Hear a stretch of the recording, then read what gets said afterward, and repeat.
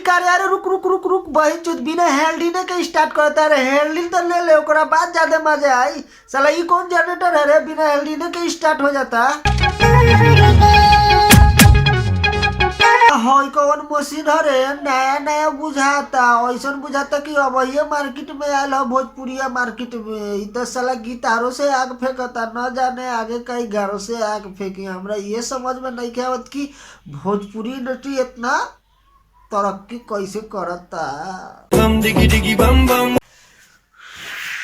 तो हे मेरे भाई लोग, मेरा नाम अल्ताफ, स्वागत है आप लोगों का फिर से हमारे इस चैनल में जिसका नाम है बिहारी एक्टर। आज हम फिर से इस वीडियो में करने वाले भोजपुरी गानों का रोस्ट। तो वीडियो में बहुत ही मजा आने वाला है। वीडियो को लास्ट देखिए और पूरा देखिए, उसके बाद ही कोई डिसीजन लीजिए। डिसलाइक कीजिए, कमेंट कीजिए या लाइक कीजिए। मैं ये नहीं कहता कि वीडियो को अभी ही हमारे चैनल को सब्सक्राइब करें या वीडियो को लाइक करें। वीडियो को पूरा देखें, उसके बाद कुछ भी करना है। तो चलिए शुरू करते हैं आज का वीडियो।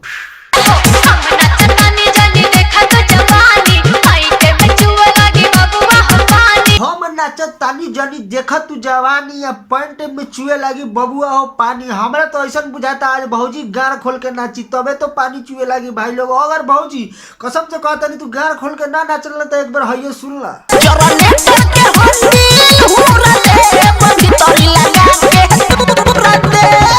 अगर तोहर नाच देख के हमनी के पानी ना चुअल है में हमार पानी न चुअल तो कसम से कहतनी यही काम करे। जनरेटर के हलडिन हुर देव आ भीतरी लगा के तुरिये दे पानी चुआवे के बाद।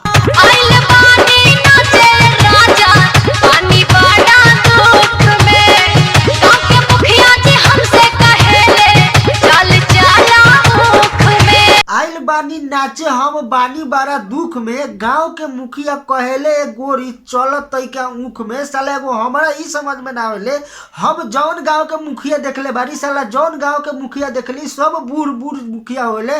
वो इतना बूढ़ होवेले कि अगर ओकरा लन में 3 किलो सरसों के तेल लगावल जाए ना तैयो ना ओकर लन खड़ा होई। लेकिन ई सब के ई सरलंडिया लटनियावा के कहाँ से न जाने कौन मुखिया भेटा जाला कि एकनी के ऊख में ले जाके कोशिश करले। एक बार ओकरा साथे सरवा से कुछो ना होई, मुखियावा से कसम से कहतनी।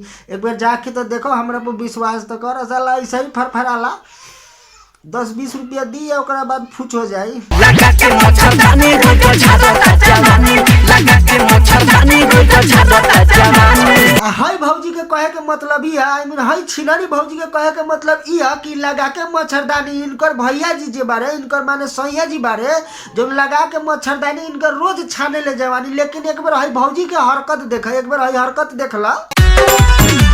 लगा के मच्छरदानी रोज झाड़ता जवानी।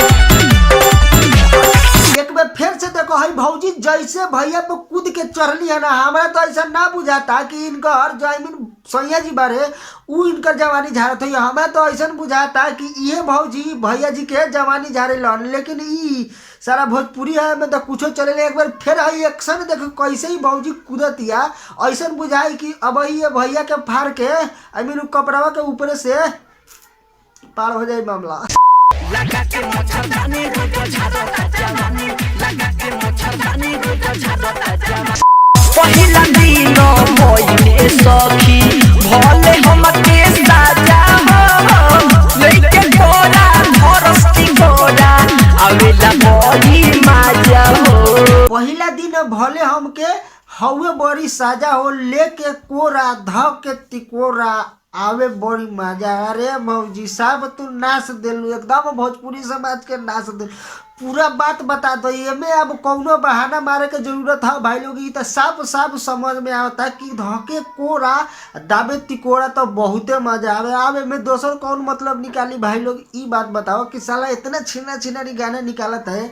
और एक भाई भौजी के कहीं रोड पर चल देख लिया ना तो इनके कोरा में धा लिया तिकोरा पकड़ लिया। कहा कि भौजी कहिए चुकल बारे कि बहुते हमरा मजा आवेला। अब खाली मजा आवेला, सजा ना आवेला।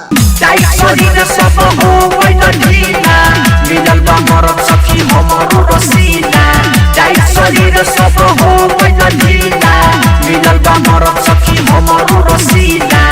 शरीर हमर हो गई ढीला है भौजी। तू हमरा के एगो बात बताओ कि तोहर शरीर कहिया टाइट लहरे कहिया ढीला हो गए। हम तो कहत है कि हर बेर हर दिन हर आदमी से हर दिन में कम से कम 10 आदमी से करेबे तो तोहर सामान एकदम फ्री होइए या कोनो तकलीफ ना होई।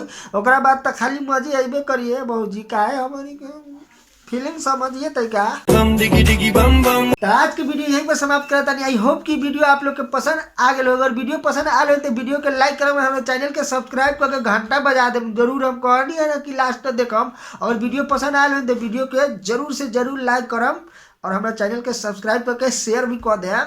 व्हाट्सएप पर अपने दोस्त यार जन छिनका दोस्तों सब वही ओकरा जान।